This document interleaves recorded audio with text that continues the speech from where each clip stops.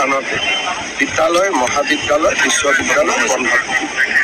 চৰকাৰী কাৰ্যালয় আন স্থানবিলাকত খোলা থাকিব, কিন্তু বিদ্যালয়, মহাবিদ্যালয়, ইউনিভাৰ্চিটি খোলা থাকিব। কামৰূপ মহানগৰ জিলাত চৰকাৰী কাৰ্যালয় বন্ধ থাকিব, যিহেতু কালি ট্ৰেফিকৰ সমস্যা থাকিব, আন ধৰণৰ সমস্যা থাকিব।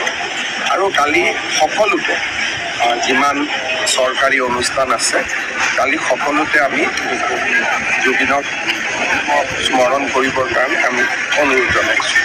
অহাকালি অসমৰ সকলো স্থানতে বিদ্যালয়, মহাবিদ্যালয়, বিশ্ববিদ্যালয় বন্ধ থাকিব। চৰকাৰী কাৰ্যালয় আন স্থানবিলাকত খোলা থাকিব, কিন্তু বিদ্যালয়, মহাবিদ্যালয়, ইউনিভাৰ্চিটি খোলা থাকিব। কামৰূপ মহানগৰ জিলাত চৰকাৰী কাৰ্যালয় বন্ধ থাকিব, যিহেতু কালি ট্ৰেফিকৰ সমস্যা থাকিব, আন ধৰণৰ সমস্যা থাকিব। আৰু কালি সকলোতে যিমান চৰকাৰী অনুষ্ঠান আছে, কালি সকলোতে আমি জুবিনক স্মৰণ কৰিবৰ কাৰণে আমি অনুৰোধ জনাইছোঁ।